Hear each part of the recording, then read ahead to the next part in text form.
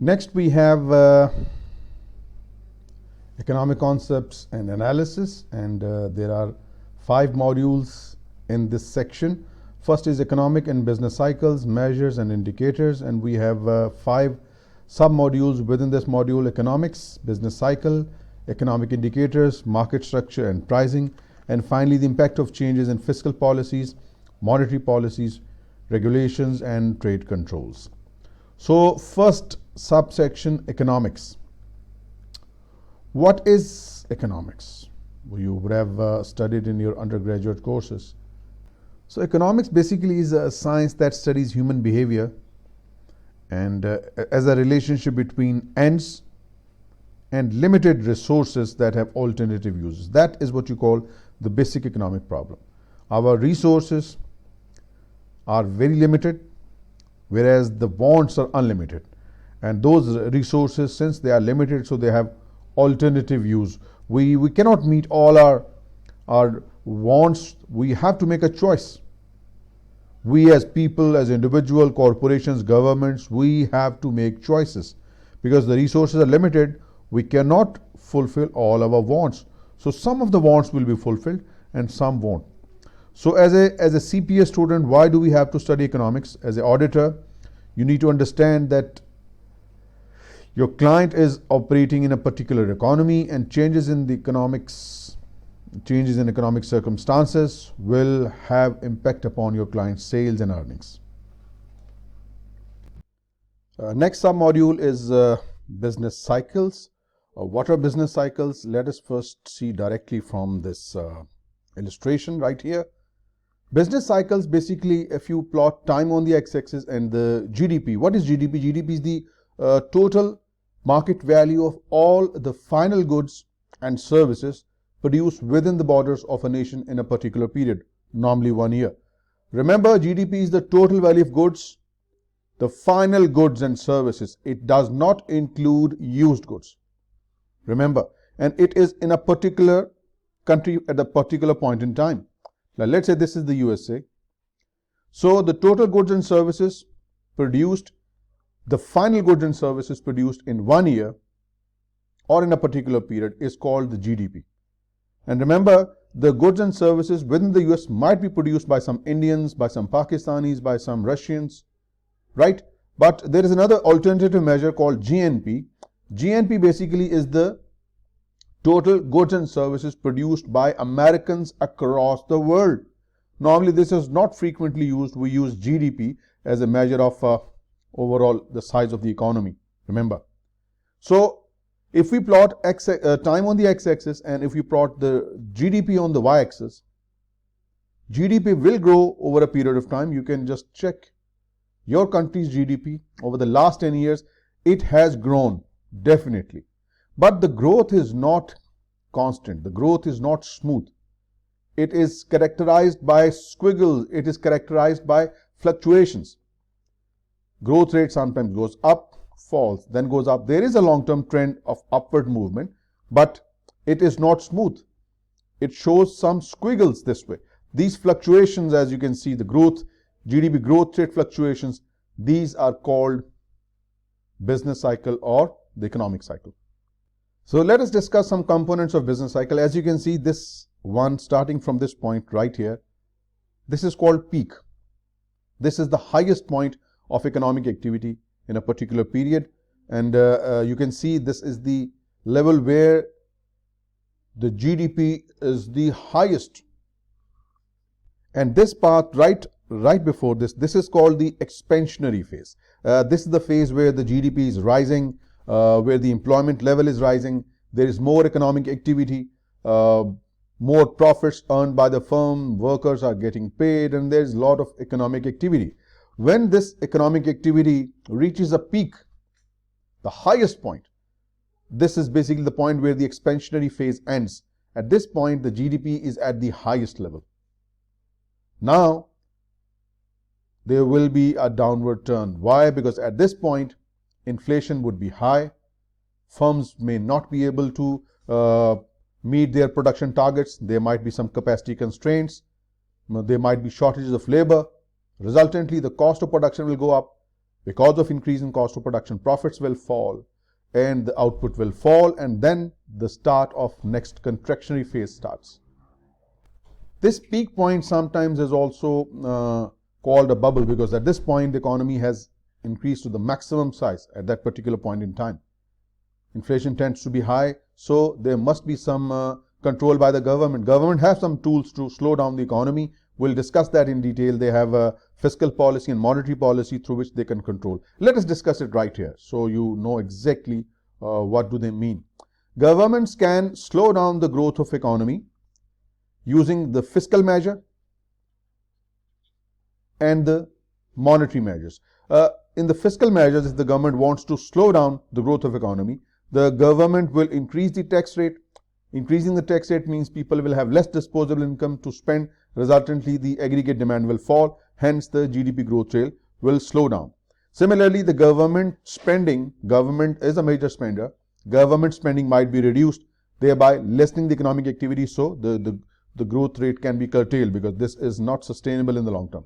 And on the monetary side, the monetary policy involves increasing the interest rate, the discount rate. This increase in discount rate will discourage the investors, it will discourage the businessmen. Resultantly, the aggregate demand will fall, and there will also be a decrease in money supply through some intervention by the government. We'll discuss. So this will slow down the economic growth rate, and then there will be a contractionary phase that is characterized by the decreasing GDP.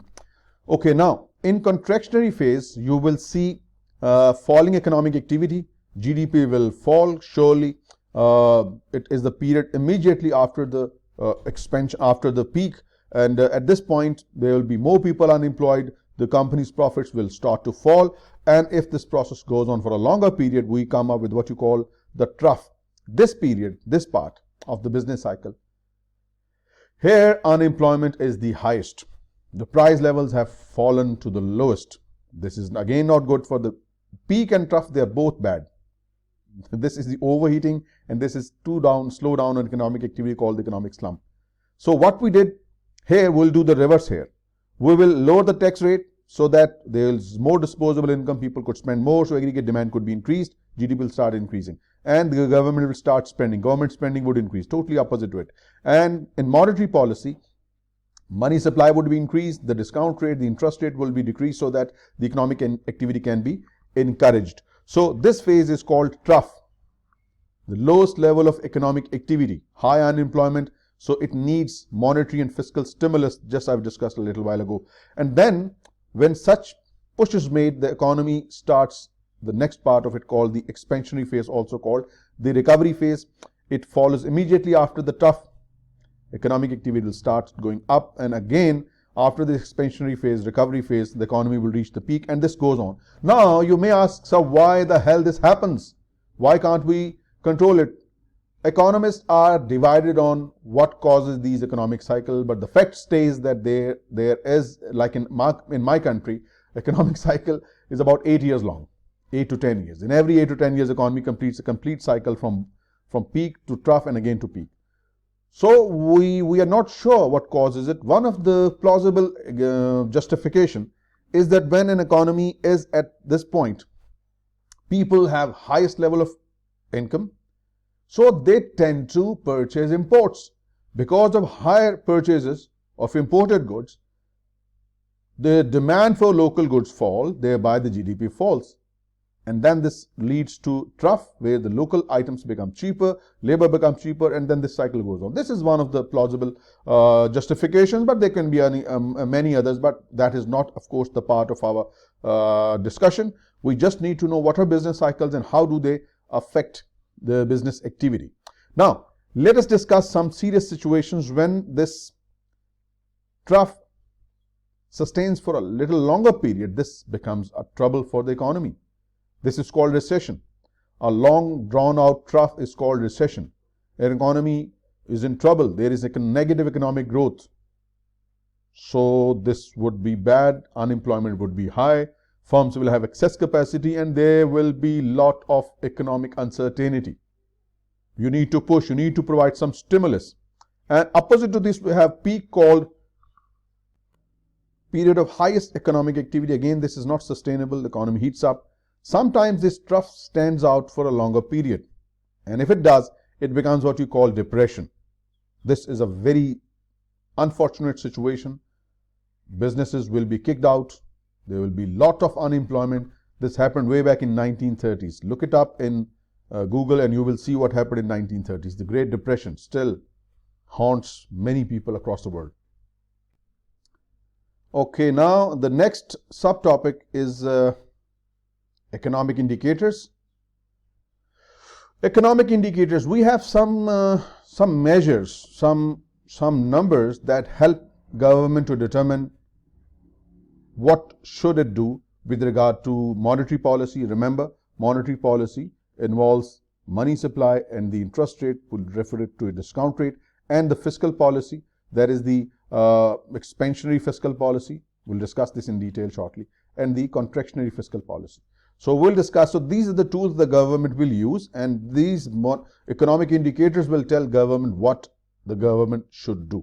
Now, there are some leading indicators, some lagging indicators, some are also called as the coincident indicators. But before discussing them, we need to know why we need these indicators, what do they reflect. So as I told you, economic indicators are just numbers, statistics that have highly correlation with economic activity. So these indicators are used by the government to determine the appropriate policy. So let us first discuss some leading economic indicators. Why are they called leading? Because they tell you in advance, they predict what is going to happen. So they are called leading indicators, the predictors, the forecasters, what is going to happen. So let us discuss these briefly. These are the leading indicators. Average new unemployment claims, more number of people asking for job seekers allowance. That would mean the economy is in trouble, there is a lot of unemployment. So that would mean if there is an increase in the number of new unemployment claims, that means economy is in trouble. Building permits for residences, more permits are being requested for more economic activity, that means economy is good. Average length of work week, if the work week is longer, it means there is more work and more output, more services, so that means the economy is doing well apparently. Money supply, M2, this is something I would like to discuss. M1 money supply, M1 includes monies that are very liquid, such as cash, checkable deposits, which are also called the demand deposits, the traveler checks. And M2 is equal to M1 plus some less liquid assets in nature, like saving and time deposits, certificate of deposits called CODs, money market funds. So combining these called M2. So money supply, if M2 is increasing, that would indicate that there is more liquidity in the market, so the economy activity is expected to take up. Standard & Poor's 500 stock index. Stock index is the barometer of an economy. If the index is showing an upward trend, that means the economy is doing well. Orders of goods, more orders, things are good. Price changes of material, if it's showing the increasing trend, that means more demands of goods and services, output are being purchased by the consumers, so the prices are going up, means economic activity is going up. And these are the other two you can also discuss further on. Lagging indicators, as the name suggests, that these are the indicators that will glow up after an economic trend has already started. So they follow the economic activity. Let us discuss these briefly. Prime rate charged by the banks, if it is increasing, that means economy has just rolled down from the peak and the economy is now needs to be controlled. Average duration of unemployment is increasing, that means the economy is in downturn already. Commercial and industrial loans outstanding, if this is increasing, the companies are in trouble. Consumer price index for services, if it is increasing, that would mean that the economy is moving towards the peak. So the trend has already started.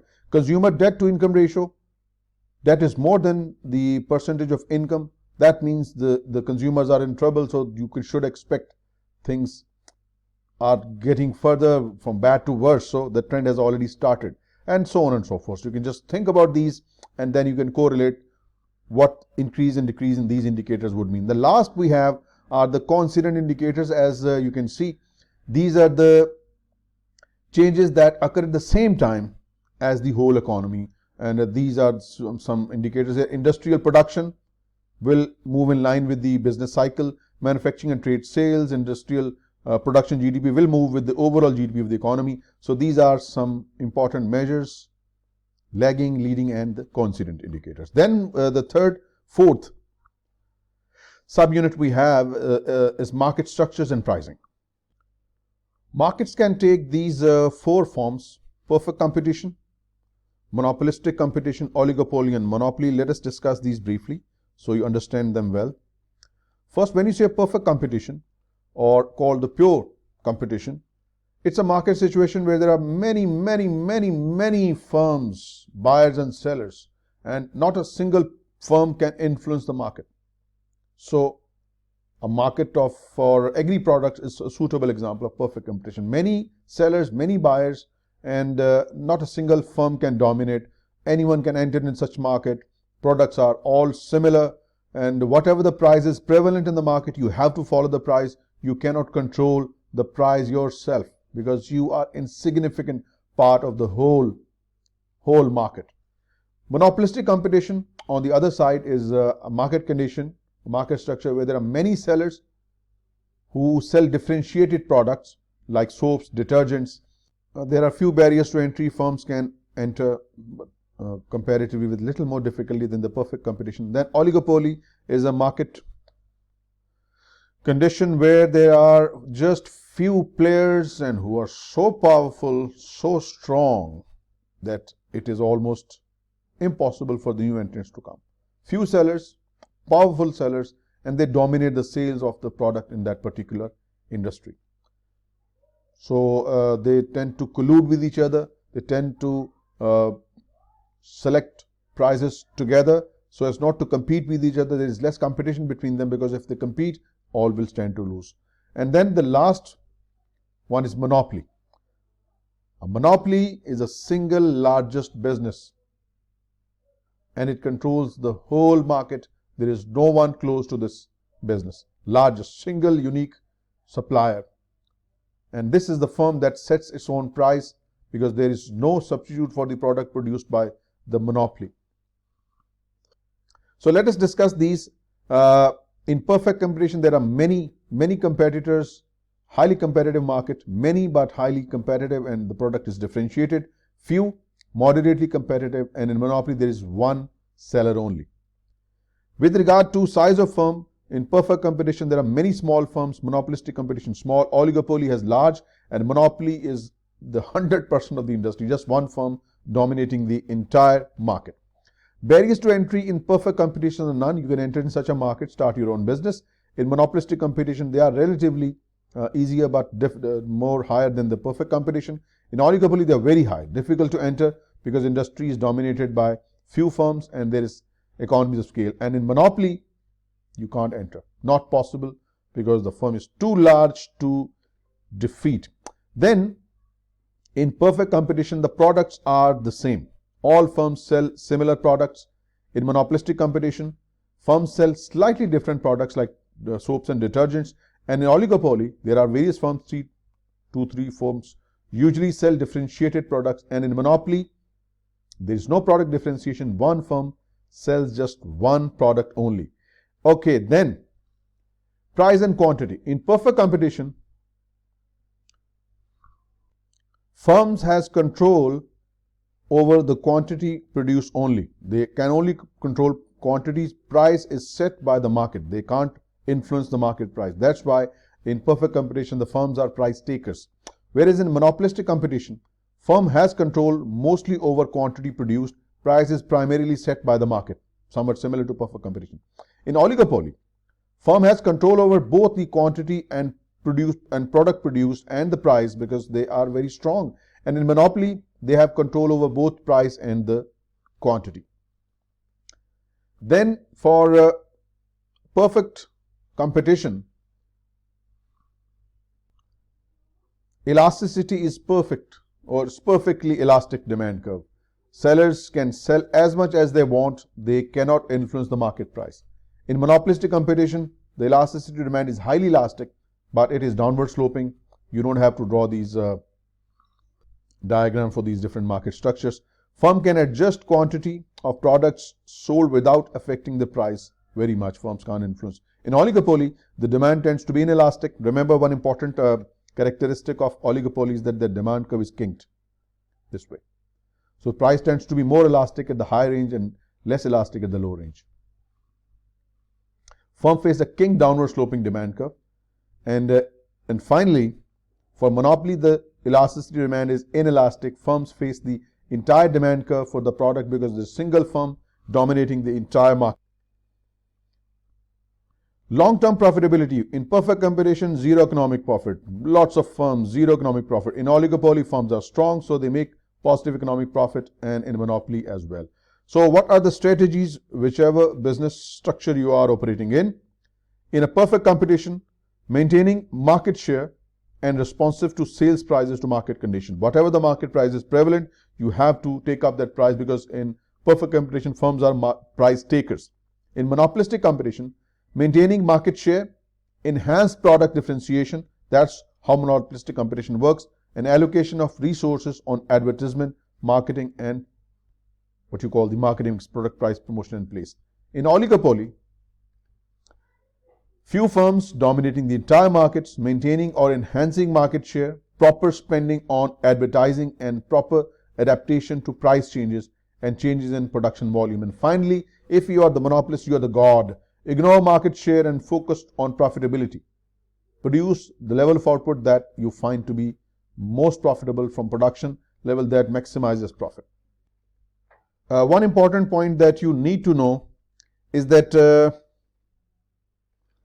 whichever market structure you might be in, firms will maximize their profit at the point where the marginal revenue is equal to marginal cost. That's an important point. And just a diagram that might help you solve. Your marginal cost will be a hockey-shaped curve, and your marginal revenue will be a downward sloping curve. So at whatever point your MRMC are equal, that's the profit maximizing output. This is a very important diagram, might help you to solve some computationals, that questions that might come on your exam. So whichever market structure, profit is maximized when MR is equal to MC. And how do we calculate MR?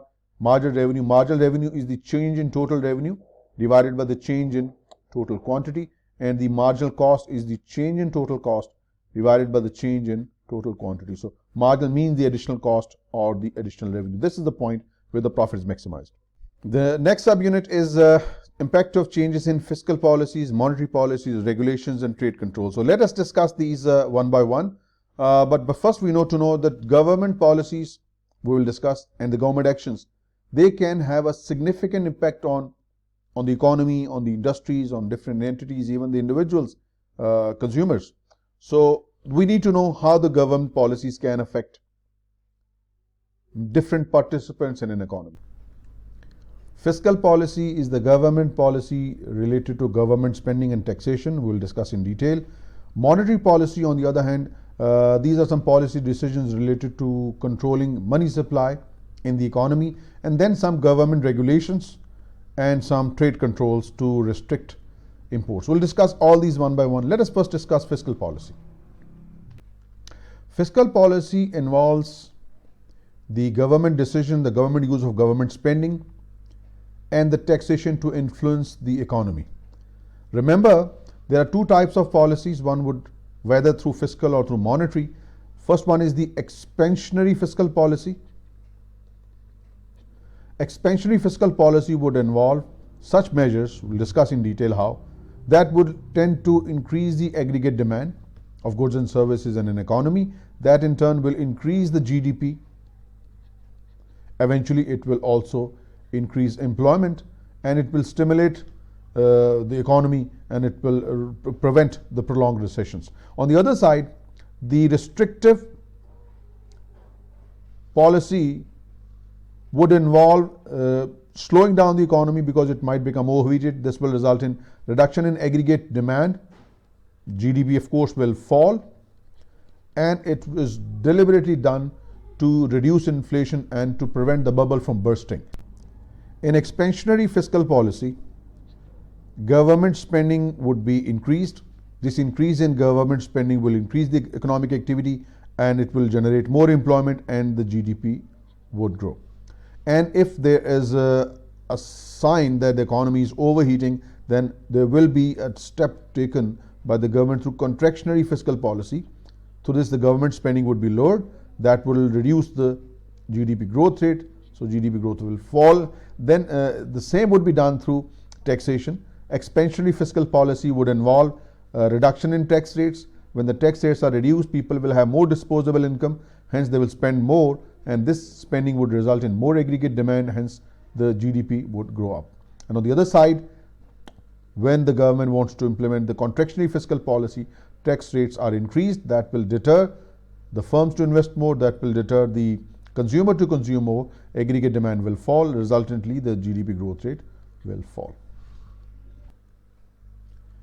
So here's a good example of fiscal policy. Leland Corporation currently pays corporation tax at the rate of 35% and has taxable income of 100 million. New tax laws result in corporate tax rate of 21%, which lowers Leland's tax burden by approximately 14 million. Now he will use this money for expansion. With the additional savings from taxes, Leland is able to implement larger merit increases for employees, an increase in quarterly dividend payments, increase in investments in new technology and new projects that require significant upfront cash flows. So this is how fiscal policy, expansionary or contractionary, can result in the increase or decrease in economic activity. Next we have monetary policy. Just like the fiscal policy, monetary policy can also be expansionary and contractionary or restrictive. In expansionary fiscal in monetary policy, the money supply would be increased. How it is done I will discuss. And the increase in money supply means your interest rates would be lowered, aggregate demand would go up, and that means the real GDP will grow, creating more employment. And on the other side, restrictive monetary policy would mean less money supply, that would raise the interest rates, aggregate demand will be lower, and of course the GDP growth rate will fall. Eventually our objective of controlling inflation would be achieved, so the prices would fall. There are three ways the government can control the money supply. The first one is open market operations. Government can buy and sell its own securities. So when the government buys its own security from the market, now the securities are with the government and the cash is now in the market, thereby the money supply increases. This increase in money supply would result in a reduction in the interest rates charged by the banks, and since there are lower interest rates, the firm will demand more funds, resultantly investment in the plant and equipment, more goods and services produced, so aggregate demand goes up. On the other side, in restrictive monetary policy, the government will sell the securities in the market, thereby receiving the cash, and that eventually will lower the money supply in the market, and it would raise the interest rates, and that would result in the opposite to the increase in aggregate demand, and the inflation would now be in control, the prices will fall. The second way is through discount rates. Discount rates are the rates at which the central bank lend to the commercial bank. If the discount rates are lowered, bank will ask more money from the central bank, because lower rate means more money, resultantly money supply increases. That will lower the interest rate charge from the firms and consumers. This low interest rate will tempt more goods and services being purchased, aggregate demand goes up. And on the other side, if the discount rate is increased, that will prevent banks from borrowing from the central bank, from Federal Reserve, so money supply would decrease. That in turn will result in increase in interest rates, and aggregate demand falls, and resultantly the increase in price level, the inflation rate will fall as well. The last one is the required reserve ratio. Central bank requires the commercial bank to deposit certain percentage of their deposits as reserve with the government. So if the reserve ratio, that how much, let's say if the reserve ratio is 40%, that means every deposit received by the commercial banks, 40% of that amount must be given to the central bank in the reserve, as per the reserve requirement. So if the reserve requirement is increased from 40% to 60%, for example, that would mean there is little money available in the market. So the money supply would fall, interest rate would increase, and that would lower the aggregate demand and the price level. And on the other side, if the reserve requirement is released or relaxed a bit from 40% to just 10%, now the banks will have to just give 10% of its deposits and 90% they can lend out. That would mean that now there is more money supply, and that would result in reduction in interest rates, and that would push the aggregate demand up, thereby increasing the GDP. So these are the three tools that the governments can use in the monetary policy. Then a brief note on impact on monetary policy. Remember, monetary policy can have significant effect on the interest rates and the economy, as you have seen. But unfortunately, the impact of monetary policy are not equally felt across the economy. Some businesses are more affected, like manufacturing and construction. They are more sensitive to changes in the interest rates. Higher interest rates will negatively impact such businesses, and it will further result in the reduced consumer activity. On the other side, if the interest rates are lowered, that would mean the cost of capital is low, and that means more economic activity, more production, and more employment. Now we have an example here. If the Federal Reserve lowered the discount rate to 0.25%, the effect would be to lower other interest rates, such as the rates on 15-year fixed rate mortgage.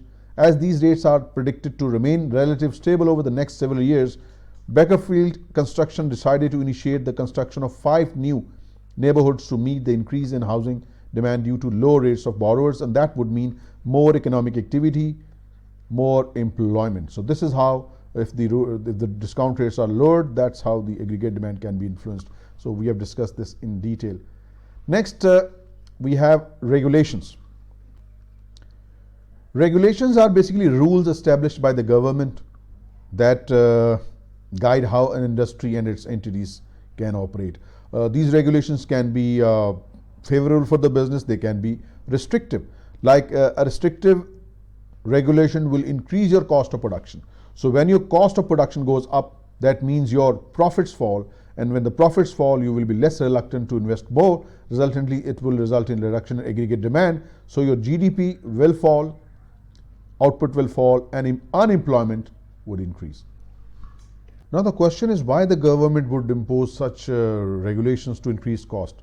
So yes, costs are bad for the business, they reduce profitability, but such costs can provide benefits by protecting industries and entities from unfair competition. Take this example, for example. Truth in advertisement laws are designed to prevent entities from producing deceptive or false advertising that can mislead consumers who buy their products or services. Regardless of the advertising medium used, a law requires that the ad be truthful, not misleading, and backed by specific scientific evidence where applicable. So this would mean if any firm engages in false advertising, it will be fined, its cost goes up, its profits fall, so this will be discouraged. But this penalty imposed by the government will help protect the users, consumers who might be treated unfairly. Next, we have trade controls.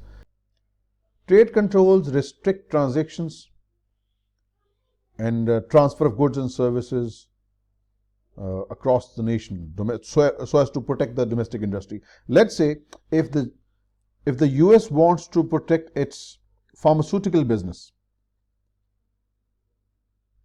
it might implement some trade controls to protect its pharma industry in the US. And how would it do that? Through tariff. The US government can impose taxes on the foreign pharmaceutical products at the rate of 20%. This would make the foreign pharmaceutical products expensive in the US. Hence, the consumers in the US, they will be discouraged to use the foreign products. So, tariffs are the taxes on imported goods. They will make imported goods expensive. So, tariffs can be used to discourage the imported goods. Next, we can use is quotas. We can restrict that only imports of up to $10 billion of foreign pharmaceuticals can enter in the US. Means putting a limit, restriction on the physical quantity, limit on the quantity of goods that can be imported over time. And the third one is complete ban. No pharma product can be purchased by any local buyer from foreign firm. Complete prohibition, complete ban on buying from any specific country or generally from any country in the world. So such tariffs, quotas and embargoes, they can help protect your local domestic industry. It will prevent the foreign firms from dumping, but there is a drawback because this policy of imposing high tariffs, putting quotas or embargoes, this will be against the overall world economy, and this would be against to free trade, where the countries must freely trade for goods and services with each other. The US government proposes the implementation of 15% tariff on goods imported from overseas. The foreign firms that wish to sell goods in the United States are concerned that these tariffs will require them to sell at a higher price to maintain profit margins. Domestic industries and entities are hopeful that higher profit tariffs will drive consumers away from foreign companies' products and they will purchase the locally manufactured products. So this is the purpose of trade controls. And that completes your Module M1, Economic and Business Cycles, Measures and Indicators.